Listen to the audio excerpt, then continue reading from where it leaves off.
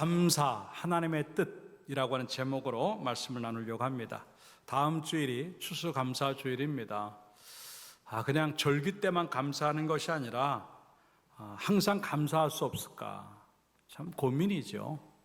여러분들 어제 감사를 몇 번이나 뵀습니까? 사실 부부간에도 고맙다는 얘기 별로 안 되잖아요. 뭐 밥 해주는 것도, 빨래 청소하는 것도, 돈 벌어오는 것도, 아이들 양육하는 것도 다 당연하다고 생각하니까 이 고마움을 많이 잊고 살고요. 부모 자식 간에도 그러한 고마움을 많이 잊고 살아가는데, 그러다 보니까 삶들이 많이 팍팍해지고 메말라질 때가 참 많아요. 근데 오늘 본문의 말씀에 이제 감사에 대한 얘기가 나오고 있어요. 여러분, 소원이 뭡니까? 어떠한 소원이든 이루어졌으면 좋겠습니다. 그리고 하나님이 그 소원에 응답 주실 줄로 믿습니다. 근데 문제는 뭐냐면 내 소원이 있는 만큼 하나님도 소원이 있다고 하는 거예요. 여기서 하나님의 뜻이니라라고 하는 그 뜻은 소원이라고 하는 말입니다. 하나님이 우리를 향해서 여러 가지 소원이 있는데, 그래도 다른 소원이 아닌 감사만 하는 것도 하나님이 좋겠다라고 말씀하시는 거 보면은요, 이 감사가 얼마나 중요한가 하는 걸 보아요. 우리가 하나님의 뜻대로 산다 그러면서도 뜻대로 사는 게 뭘까? 감사 빼놓으면 뜻대로 살지 못한다고 하는 이야기죠. 근데 그 감사가 어떤 감사인가? 범사에 감사하는. 그 범사라고 하는 말은 모든 것이 좋든 나쁘든 하나도 빼먹지 말고 하나도 빼놓지 말고 감사해라 하는. 물론 쉽지는 않아요.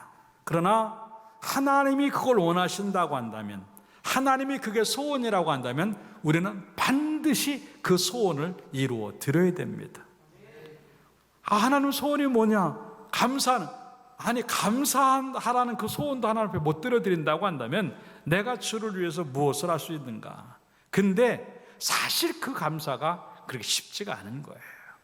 그래서 우리가 하나님이 기뻐하시는 범사에 감사하는 것이 뭘까? 어떻게 하면 그게 될까? 하나님의 소원을 이루어드릴까 하는 것들을 가지고 몇 가지로 생각해 보겠어요. 전체 따라 합시다. 그래서 감사하다.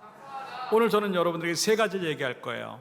그래서 감사하다, 그래도 감사하다, 그만큼 감사하다라고 하는 그 세 가지 이야기를 할 것인데, 첫 번째가 그래도 감사하다인데, 있는 것에 감사합니다. 긍정에 감사하지요. 내 삶에 좋다고 느끼는 것들에 대해서는 무조건 감사해야 되는 감사가 그래서 감사한 거예요. 사실 우리들의 삶 속에서 감사를 찾아보려고 하면은요, 너무 많아요. 우리 몸 하나부터 봅시다. 머리끝부터 발끝까지 정상적으로 움직일 수만 있어도 우리는 감사해야 돼요. 이게 얼굴이 잘생겼느냐 못생겼느냐, 살이 쪘느냐 안 쪘느냐, 키가 크냐 작으냐, 남자냐 여자냐, 이건 그렇게 큰 문제가 되지 않아요. 근데 우리는 왜 그 감사가 안 되냐면 너무 많이 습관화돼서 그냥 습관적으로 불평을 하고 습관적으로 짜증을 내고 습관적으로 원망을 하는 거예요. 근데 하나님이 원하시는 건 뭐냐면 바꾸라는 거죠. 누구나 다 어려움은 있을 수 있어요. 누구나 속상한 일 생길 수 있어요. 그래도 원망하고 불평하기 전에 그래도 감사해야지. 감사합니다. 일단 감사부터 해놓고 다른 걸 생각하는 것, 그게 그래서 감사한 거예요. 내가 눈을 좀 볼 수 있지? 그러니까 감사하지. 내가 걸을 수 있지? 그러니까 감사하지. 내가 가정이 있지? 차가 있지? 내가 먹을 수 있지? 잠을 잘 수 있지? 그래서 감사한 거야. 하나하나 다 따져보면 너무 많은데 우리는 불평거리를 먼저 보느라고 그것을 못 볼 때가 참 많다고 하는 거죠. 물론 다른 사람하고 비교하면 많이 부족한 게 있을 수 있어요. 그러나 단독으로 놔보면 참 괜찮은 게 많아요. 살만하고 어쩌면 내가 가지고 있는 거를 다른 사람이 부러워할 정도로 나는 많은 걸 갖고 있고 많은 걸 누리고 있어요. 근데 우리는 없다고 하는 이유 때문에 그걸 놓치고 살 때가 너무 많다는 겁니다.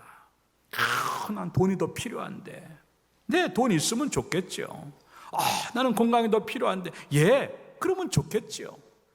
난 더 큰 집에 살아야 되는데, 난 외제차를 타야 되는데, 난 대기업에 다녀야 되는데, 난 명문대를 들어가야 되는데, 다 좋은 얘기고 필요한 얘기들이에요. 근데 그게 없으면 불평해야만 됩니까? 아닌데 우리는요, 불평을 한단 말입니다. 왜? 너무나 자기가 생각하는 것에 기준점을 가지고 그 기준점이 모자르면 안 된다고 생각하기 때문에 그러는 거예요. 근데 아니에요. 막상 펼쳐놓고 보면요, 우리는 이미 그 기준점을 넘어가지고 너무 좋은 것들을 많이 누리고 있어요. 그렇기 때문에 무엇을 보아도 그냥 감사하다고 먼저 선포하고 나서 시작하는 것이 믿음이라고 하는 것, 그리고 하나님이 원하는 것이라고 하는 것을 우리에게 지금 얘기하고 있는 겁니다. 그래서 우리는 지금 삶의 현장에서 내 감사를 뺏는 것이 무엇인가 한번 생각을 해봐야 돼. 무엇 때문에 불평거리가 있는가 하는 걸 좀 생각해 봐야 돼.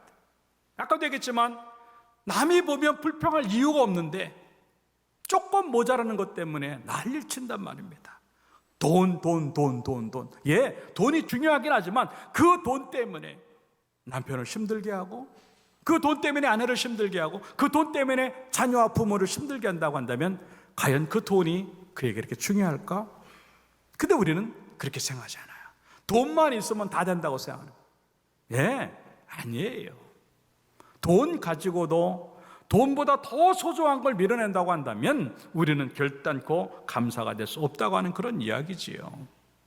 건강만 하면 좋겠다? 예, 건강 주시니까 그걸 가지고 오히려 더 많은 것들을 잃어버린다고 한다면 우리는 건강이 그렇게 중요하지 않다고 하는 겁니다. 에너지 도둑이라고 하는 말이 있어요. 이게 뭐냐면 항상 상대방에게 부정적인 얘기를 하는 거예요. 맞는 말이지만 계속 부정적이에요. 좋은 게 안 보이고 계속 지적을 하고, 상대방이 말하면 톡톡 잘라먹고, 또 상대방이 뭐하면 무시하고, 당신은 뭘 아냐고 그러고, 내가 맞다고 그러고, 그게 안 되면 막 폭언을 하고 욕을 하고 저주를 하고 폭력을 쓰고 집어 던지고, 그리고 항상 근심하고 걱정하고 얼굴에 인상을 퍽퍽 쓰고 다니고, 이러므로 인해서 상대방의 기분과 감정, 상대방의 에너지를 다 쏟아버리게 만드는 것을 에너지 도둑이라고 하는 거예요. 남편이 그렇게 에너지를 다 빼놓으면 좋겠어요? 아내가 에너지를 다 뺏기면 좋겠어요? 그런데 너무나 많이 아무 생각 없이 나만 괜찮으면 괜찮다고 상대방에게 난리를 치는 사람도 있다는 거죠. 참 답답한 노릇이에요. 특히나 여러분, 상대방 앞에서 좀 얼굴도 좀 피고 웃음을 좀 주고, 속상한 일이 좀 있어도 좀 감추고, 하고 싶은 일이 있어도 좀 다음에 하고, 뭔가 이런 정도의 여유가 있어야 상대방을 살리는 것인데, 그냥 그거 해결하지 않으면 난리를 치는 그 상황 속에서 순간적으로 천국 같은 가정이 지옥이 되어버리는 거예요.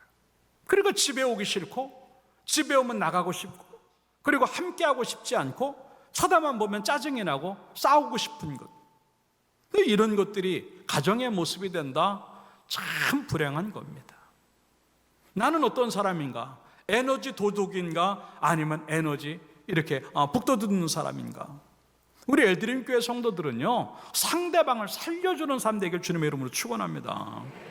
상대방에게 기쁨을 주고 힘을 주고 에너지를 주는 사람 되기를 주님의 이름으로 축원합니다. 이런 것들이 왜 자꾸 문제가 되냐면 불평거리기 때문에 그래요. 마음에 안 든다는 얘기죠. 예, 어떻게 내 마음에 꼭 드는 대로만 살 수 있어요? 거꾸로 놓고 보면요, 내가 더 문제예요. 내가 제일 문제가 될 수 있어요. 우리 집안 분위기 망치는 내 나고, 사람 힘들게 만드는 건 나일 수 있어요. 넘어가도 될 일을 꼭 짚고 넘어가니까 어려운 거예요. 조금 참을 줄도 알고 기다릴 줄 알고 다음에 이야기할 줄도 알아야 천국의 삶들이 계속 유지가 되는데, 금방 웃었다가 잠깐 당신 요거, 그러니까 그 순간부터 지옥이 되는 거예요. 그러니까 감사가 없어지고 불평밖에는 안 남는 그러한 모습 된다 하는 것이죠. 성경은 이렇게 말합니다. 골로새 3장 15절에 따라서 합시다. 그리스도의 평강이 너희 마음을 주장하게 하라. 너희는 평강을 위하여 한 몸으로 부르심을 받았나니 너희는 감사하는 자가 되라. 믿습니까? 하나님이 우리를 다른 거로 만들려고 하는 게 아니라 평안하게, 그게 샬롬의 은혜인데, 하나님 때문에 평안한 문제가 있고 어려운 일이 있어도 그것 안 보이고 하나님 때문에 평안해지는데, 그게 어디서부터 시작되냐면 감사함부터 시작된다고 하는 겁니다. 자, 여러분들, 그래서 감사한 거예요. 우리 가운데 안 좋은 것들이 많이 있지만 좋은 것들이 너무나 많기 때문에 그냥 그것만 보면서 감사함으로 말미암아 안 좋은 것들이 눈에 들어오지 않을 정도로 되는 그 감사가 우리 가운데 주어지기를 주님의 이름으로 축원합니다. 그래서 욥기 1장 20절부터 말하는 것, 제가 감사 절기 때마다 쓰는 이야기입니다. 그 어려움을 당한 욥이었지만도 이 상황 속에서 그는 20절에 보니까 예배했다 그랬어요. 하나님 붙잡으면 되는 거예요. 그 상황 속에서 하나님 놓치면 죽는데 하나님 붙잡으니까 감사가 되더라는 얘기죠. 그 다음에 21절에 가서 뭐라 그래요? 나는 모태에서 알몸으로 나왔고, 그런데 더 중요한 건 뭐냐면 알몸으로 갈 거예요. 뭐 돈 갖고 갈 것처럼 돈 하지 마세요. 뭐 대단한 거 갖고 갈 것처럼 그렇게 하지 마세요. 어차피 우리는 알몸으로 가요. 그것도 얼마 안 남았어요. 잠깐 후면 알몸으로 가야 돼요. 그런데 그 알몸으로 갈 인생 하나 때문에 사람을 힘들게 만들고 사람을 무너뜨리고 불평과 원망 속에서 내 인생을 허비한다? 안타까운 일이죠. 그러나 알몸으로 가더라도 의미 있고 보람 있고 가치 있게 사는 방법은 뭐냐면 감사하는 것인 줄로 믿습니다. 이 모든 것을 잃었지만 이 욥은 뭐라고 말을 하고 있냐면 22절에 이 모든 일에 욥이 범죄하지 아니하고 하나님을 향하여 원망하지 아니했다 그랬죠. 이 믿음이 우리 믿음 되어져서 감사가 보이는 순간 불평거리가 보이지 않는 성숙하고 또 차원적인 그런 감사를 가지고 살아가는 여러분들의 모습 되어져서 하나님의 소원을 이루는 복된 모습 되기를 주님의 이름으로 축원합니다. 두 번째 따라합니다. 그래도 감사하다. 예, 없는 것에 감사, 수용함에 감사합니다. 없을 수도 있지, 그럴 수도 있지, 그거예요. 나는 안 돼, 절대 이런 일을 당하면 안 되고, 난 이런 고생하면 안 되고, 이런 문제 생기면 안 되고, 이런 사건 만나면 안 돼. 내가 뭔데요? 아무것도 아니에요, 사실은. 그래서 나는 어려움 당하면 안 되는 사람처럼 살아갈 때가 너무 많다고 하는 것이지요. 그럴 때 불평하면요, 자기 화풀이는 될지 모르고 뭔가 자기 속은 시원할지 모르지만 남는 거 아무것도 없어요. 불평해서 여러분들에게 오는 게 뭐가 있겠어요? 상대의 기분만 나빠지는 것이고, 그리고 하나님 앞에는 죄만 짓는 거예요. 욥기 2장 9절로 넘어가서 보면 욥도 그런 어려움을 당했으나 이제 하나님 앞에 바르게 쓰려가는 모습을 보는데, 특별히 그 아내의 모습을 보세요. 그의 아내가 이르되 당신이 그래도 자기의 온전함을 굳게 지키느냐? 하나님을 욕하고 죽으라. 예, 말도 안 되는 소리 하죠. 말도 안 돼. 그래도 네가 감사하겠느냐 그랬더니 욥이 뭐라 그래요? 그래도 나는 감사하겠다고 고백해. 그 말이 뭐냐면, 우리가 하나님께 복을 받았은즉 화도 받지 아니하겠느냐, 이 모든 일에 욥이 입술로 범죄하지 아니하니라 라고 말을 하고 있습니다. 예, 바로 그겁니다. 그래도 암에 걸려도, 사고를 만나도, 자식의 문제가 생겨도, 사업의 문제가 생겨도, 직장의 문제가 생기고 별의별 일들이 많이 있지만도 그래도 나는 감사해야 되는 사람. 왜? 어쩌면 이게 하나님의 뜻일 수 있으니까. 범사에 감사하는 게 하나님의 뜻이라고 하는 것은 범사가 하나님 때문에 이루어졌다고 하는 그 고백인데, 여러분들 그 마음 갖고, 그 믿음 갖고 어려움이 와도, 혹시 잃어버리는 것들이 생겨도 꿈쩍하지 아니하고 감사할 수 있는 여러분 모습 되기를 주님의 이름으로 축원합니다. 아까도 얘기했지만 이것만 없으면, 예, 그거 없으면 딴 게 온다고요? 그 딴 게 나에게 꼭 좋은 것일까? 만약에 딴 게 없어진다면 또 어떻게 하겠어요? 그때는 차라리 이게 있었으면 더 좋았을 걸. 그때가 많은 거예요.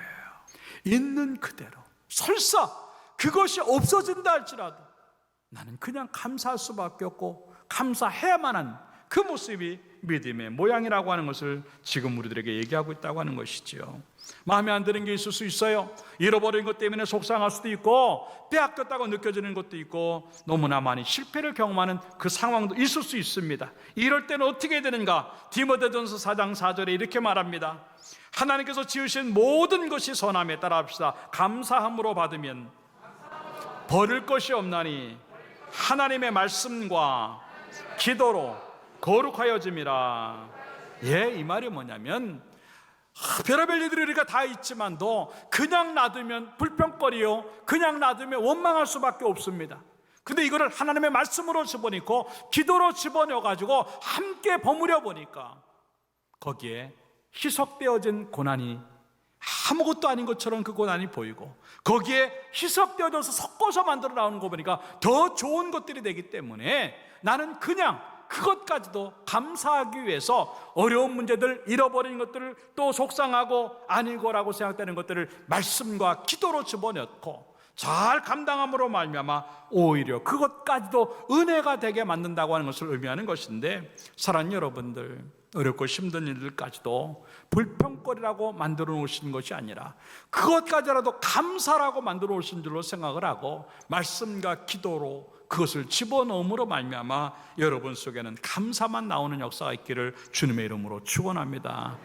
어렵죠? 그래도 감사해야 돼요. 잃어버린 게 있습니까? 그래도 감사하는 걸 하나님이 원하시는 거예요. 그게 하나님의 소원이라고 하는 겁니다.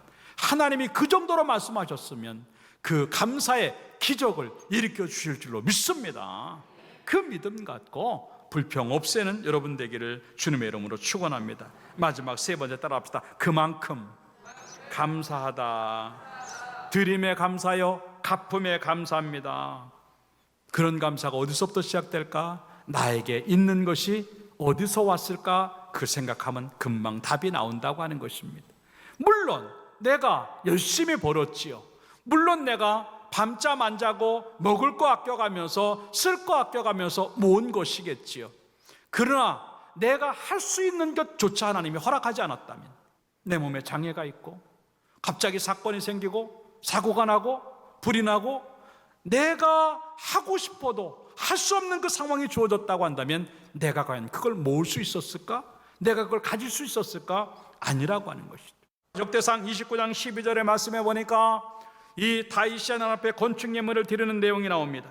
부와 귀가 주께로 말미암았다라고 고백을 하고 있습니다. 나의 부유함과 이 존귀함이 하나님으로부터 왔다. 13절에 가서 보니까 그래서 내가 주께 감사하며 찬양합니다. 그러면 14절에 이렇게 말합니다. 나와 내 백성이 무엇이기에 이처럼 즐거운 마음으로 드릴 힘이 있었나이까? 따라합시다. 모든 것이 주께로 말미암아 싸우니 우리가 주의 손에서 받은 것으로 주께 드렸을 뿐이니이다.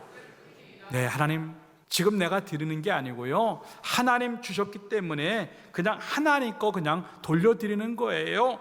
그러면서 16절에 가서 그런 얘기를 합니다. 우리가 주의 거룩한 이름을 위하여 성전을 건축하려고 미리 저축을 한 예물이 있는데 이 모든 물건이 다 따라다 주의 손에서 왔사오니 다 주의 것이니이다. 나는 이 고백을 할 수 있는가 하는 거죠. 너무나 많이 내 거라고 생각했어. 근데 성경의 모든 이야기들을 보면 하나님의 것이라는 거죠. 그렇기 때문에 이 다윗은 뭐라고 고백을 하냐면 17절에 주께서 우리의 마음을 아십니다. 그래서 내가 정직을 기뻐하시는 하나님인 줄 내가 알기 때문에 내가 정직한 마음으로 하나님 앞에 드립니다. 이게 예물의 기준이에요. 그리고 즐겁게 내가 드립니다. 그렇게 고백을 해요. 그리고 주의 백성이 주께 자원하여서 드립니다. 이게 다 신앙적인 원리인데 이 정도의 마음이 어디서부터 되냐? 내가 가진 모든 것들이 하나님 때문에 있습니다라고 하는 고백이 주어질 때 그렇게 된다고 하는 것이죠. 우리가 뭔데? 우리는 죄인이에요. 이렇게 살 수 없습니다. 그럼에도 불구하고 내가 산 이유가 뭐냐면 하나님 때문이래. 시편 94편 17절에 그걸 얘기해요. 여호와께서 내게 도움이 되지 아니하셨다면 내 영혼이 벌써 침묵 속에 벌써 죽었을 거라는 얘기. 하나님 도움이 안 했다면.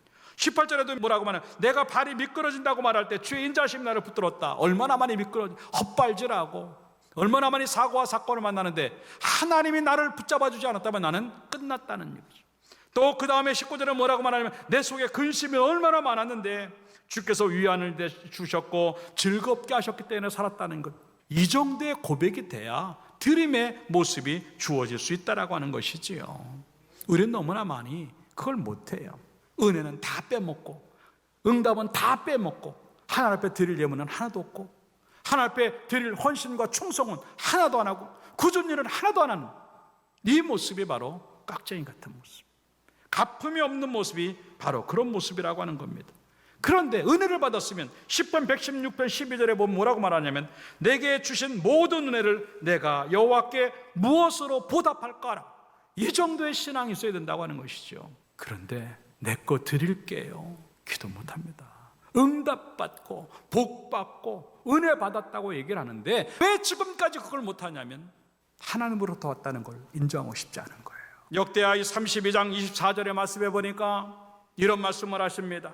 그때 히스기야가 병들어 죽게 되었으므로 여호와께 기도하며 여호와께서 그에게 대답하시고 또 이적을 보이셨으나, 그런데 이렇게 이적을 보여주셨는데 히스기야가 마음이 교만하여 그 받은 은혜를 보답하지 아니하므로 진노가 그와 유대와 예루살렘에 내리게 되었나니.